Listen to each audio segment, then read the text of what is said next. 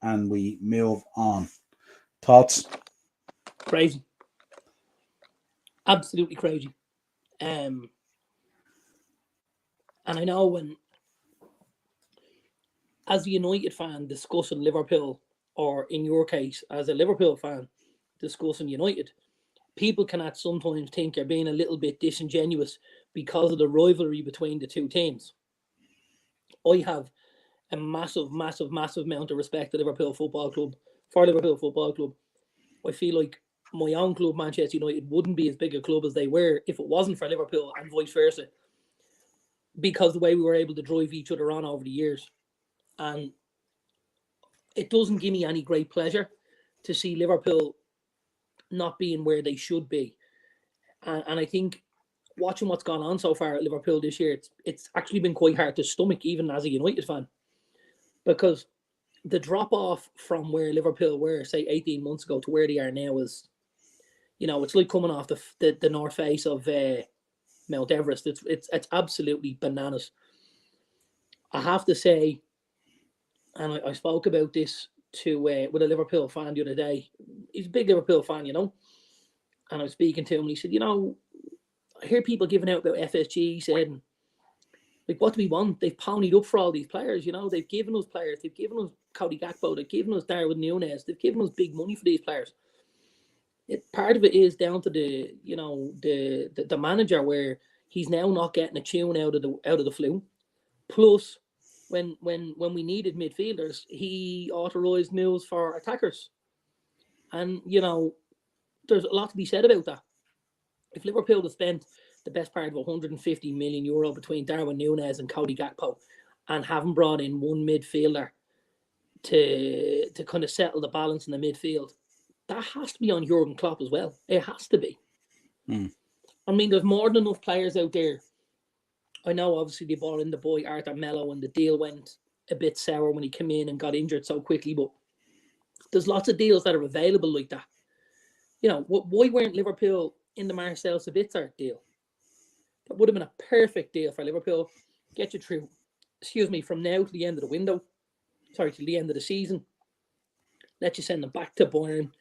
Let you refocus on targets, but let you, close the gaps in your squad from now to the end of the season. It just didn't happen. And Darren, it's puzzling. Apparently the right quality of player wasn't available. That was the comment. It's bewildering. I looked at Onahi the other day, going for 8.3 million. The Moroccan lad. To Marseille. Sickner. Yeah. Sickner. I could list off 20 midfielders that instantly make us better and improve us. Instantly. Let's just play devil's advocate here, okay? And let's say next week, Liverpool are lining out. And they're going in with a midfield three. And they're going in with Jorginho at the base. And they're going in with Sabitzer slightly in front of them. And they're going in with the boy Onana, yeah?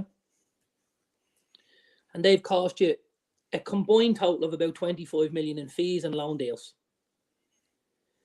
And two of those signings are long-term signings, and one of them is a short-term loan deal. For 25 million, are Liverpool in a better position? Absolutely. Darren, if Liverpool go to Joey's this weekend and sign a midfielder for free and bring him over and pay him £100 a week, we're in a better position. That's how bad it's got. It's horrific. It's horrific at the moment.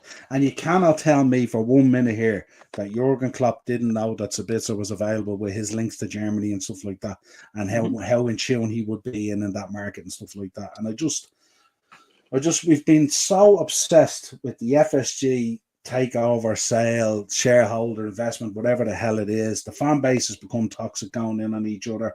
We've had an obsession with Jude Bellingham, who I think is a fabulous player if we got him in, but I don't think he solves half the issues that we have there at the moment. I think he'll come in and he'll help, but I think we'll still have a lot of problems there. The kid's a worldie. He's an absolute worldie, and any team in world football would give their right arm for Jude Bellingham. The problem is at Liverpool, you need 3 or 4.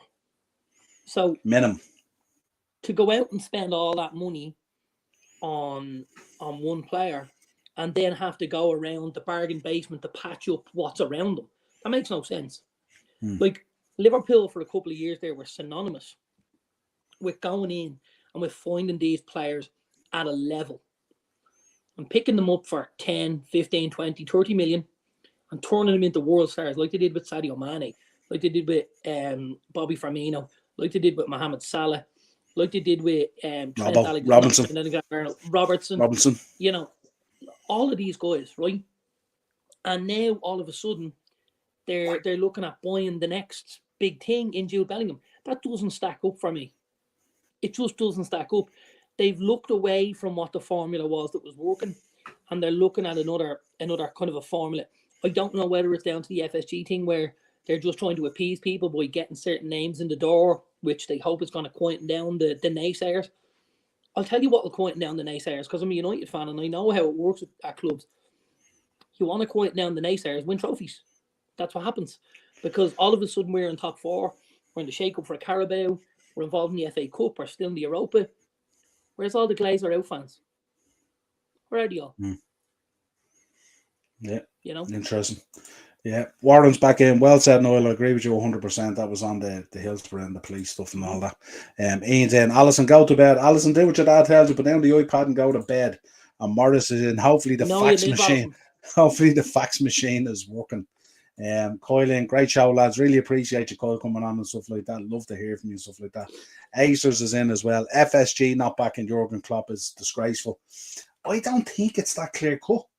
I don't believe for a minute it's that clear cut. I think if Jurgen Klopp wanted a player and he went to FSG, FSG will get him a player. I believe that's why I've been saying on podcasts for over, I don't know how long at this stage. I can't talk about FSG and Jurgen Klopp in a different form or fashion. They have to be bundled in as part of the same thing. So I don't believe that for a minute. I believe, look at the mixed messages that have been coming out in Jurgen Klopp's interviews. We don't need a midfielder. We're happy with what we have. We do need a midfielder. All reactory type of stuff. It's all over the place at the moment. Coyle in, as an Arsenal fan, I hate seeing Liverpool where they are.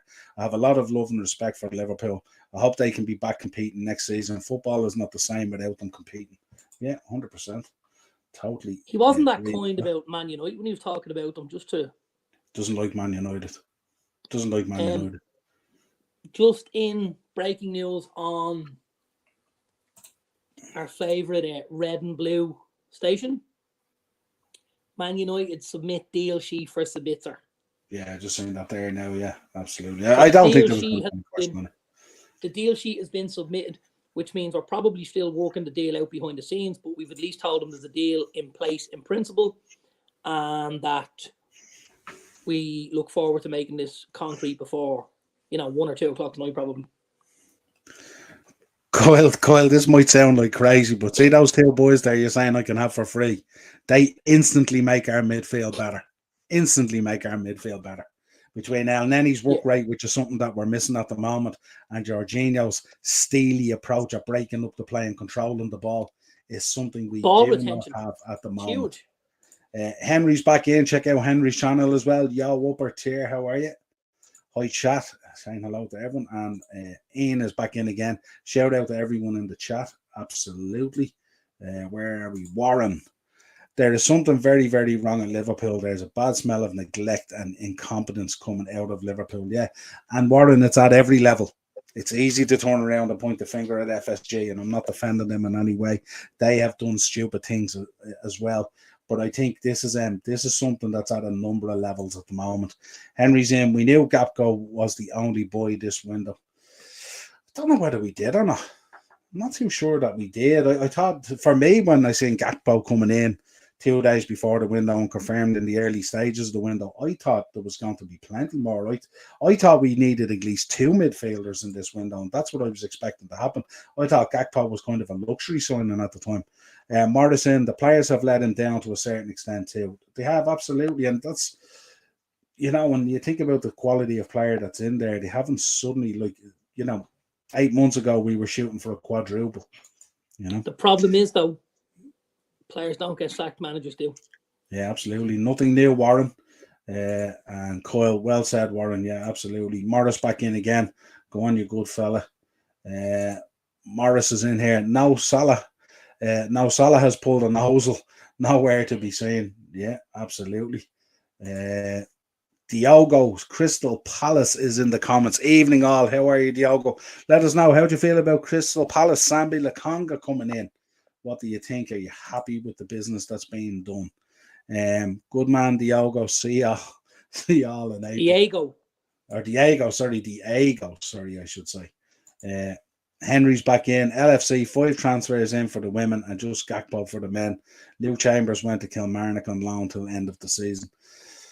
Yeah, I see. There's no comparison to be done there. You know what I mean? They haven't the 5 transfers in on the women's side.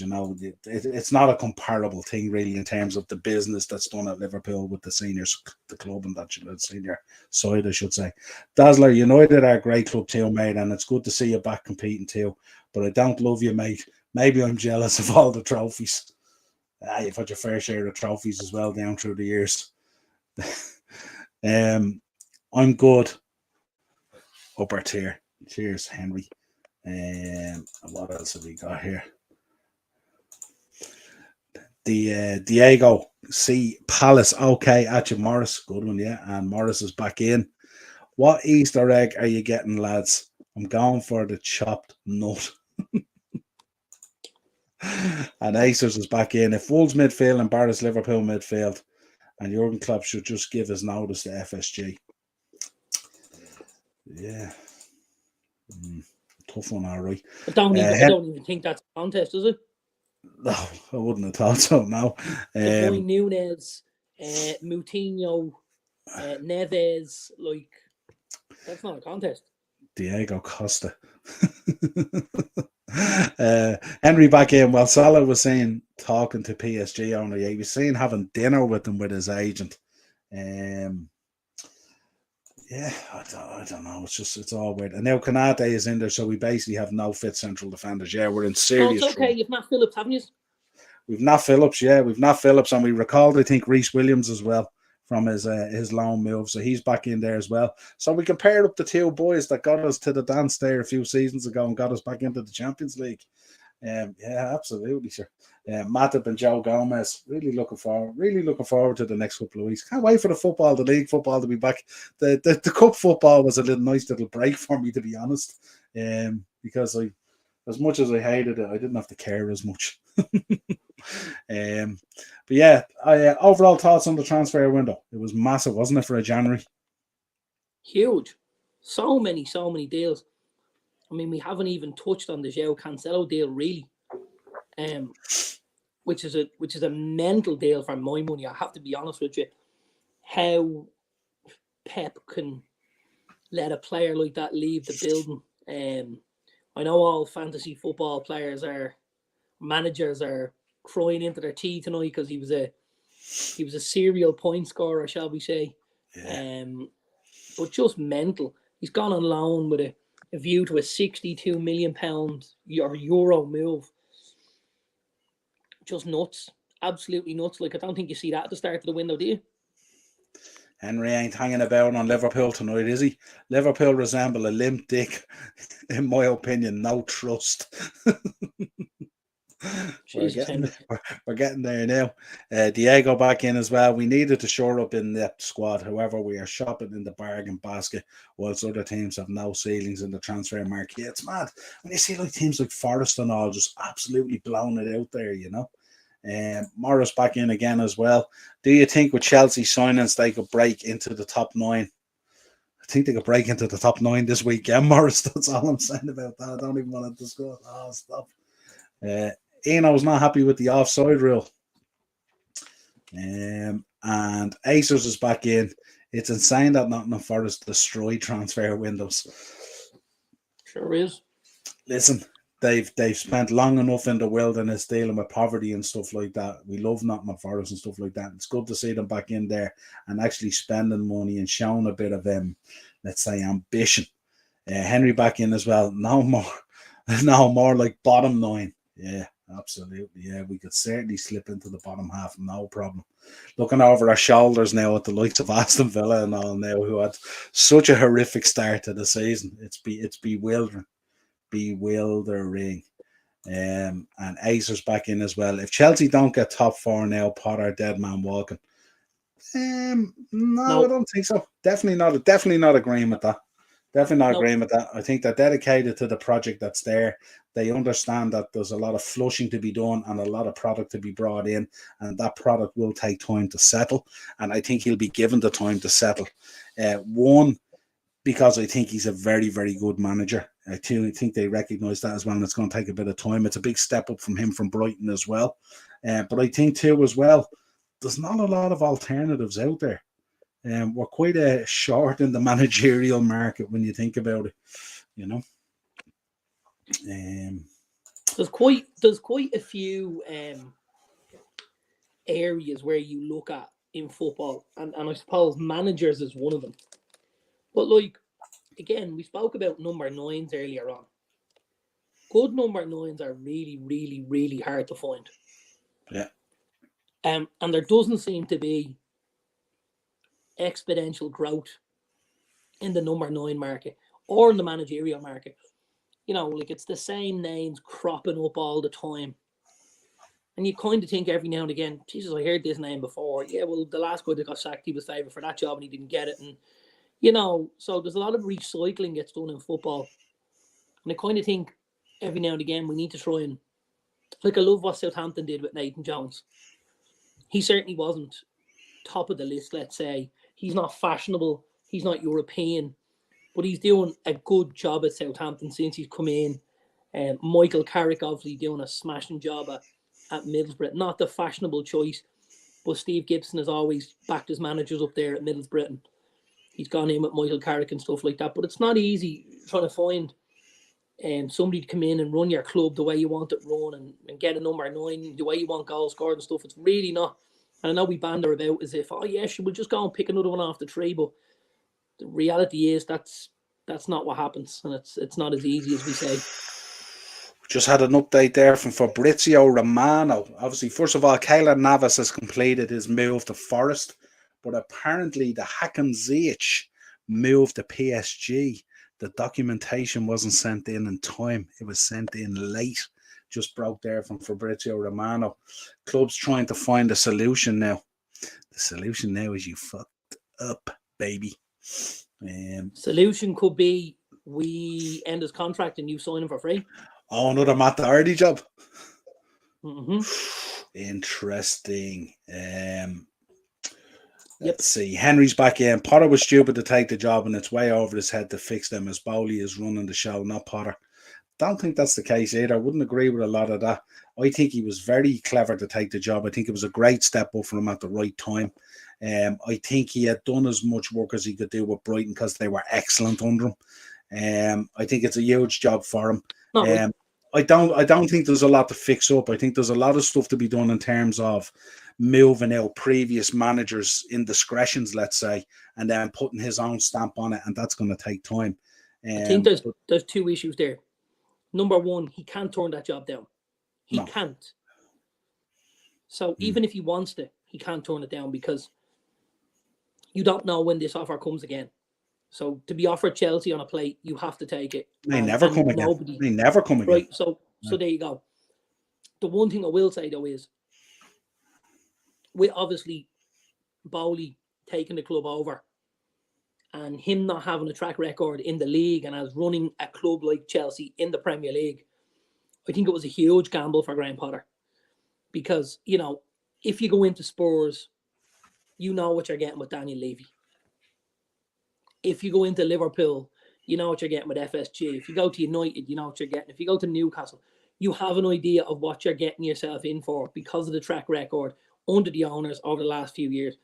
You don't have that at Chelsea. And I think that was a huge gamble for Potter. But when you look around the league, as you say, and, you know, Ten Hag's gone in at United, Klopp is at Liverpool, Eddie Howe has gone to Newcastle, Pep's at City, you know, Mikel Arteta's at Arsenal. All of a sudden, a lot of the top jobs are gone. Now, me personally, and I mean this with the greatest amount of respect, I would prefer to shit my hands and clap than take a job off Daniel Levy because I just think from start to finish it will be a fucking nightmare. Torture. And that's based on many different things I've seen.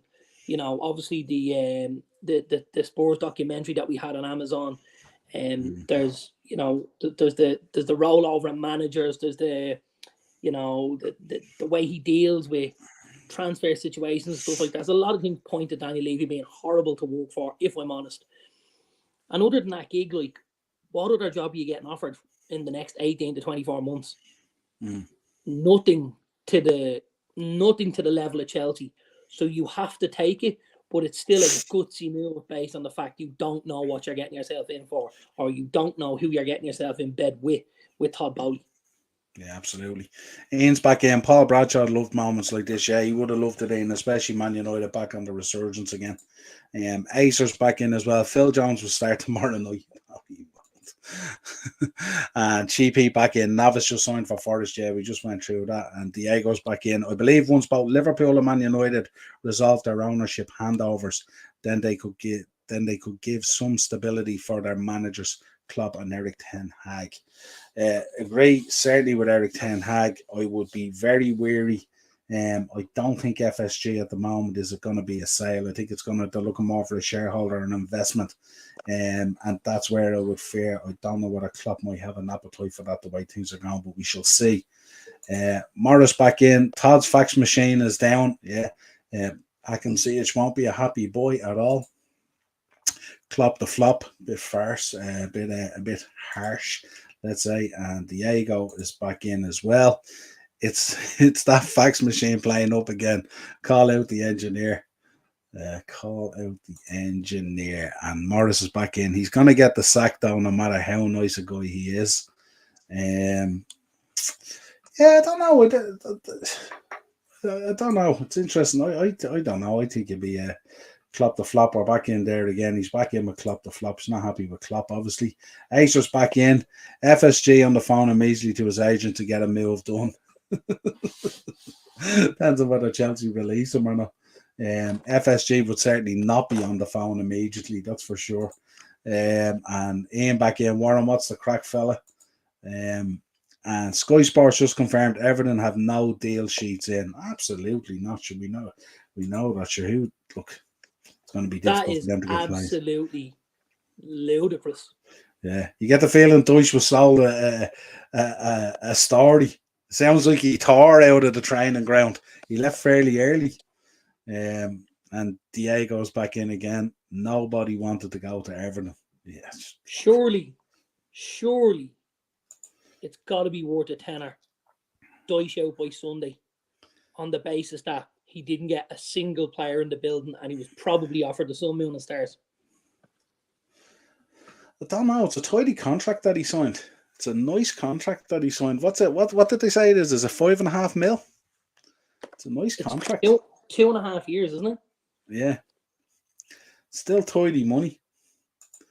Where else is he going? Like, where's he going to go? Henry back in. Do you think FSG have any vision at all, or is it getting enough investors in to then jump ship?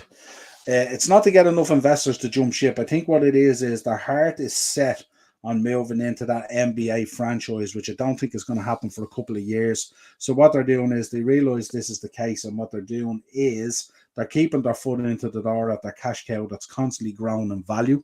But what they are doing is they're looking for an investor, I would assume, to come in to push some money into the club to be used in terms of transfers.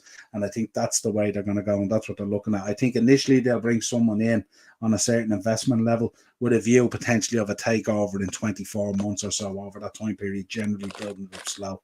Remember, they have to get through all these Premier League fit and proper stuff and all that, and they're going to be looking at that now. They're going to have to be very, very careful with that, as well as some of these big state-backed owners are coming in and stuff like that, and it's all well and good. We talk about it, people saying, oh, but these are different companies and stuff like that.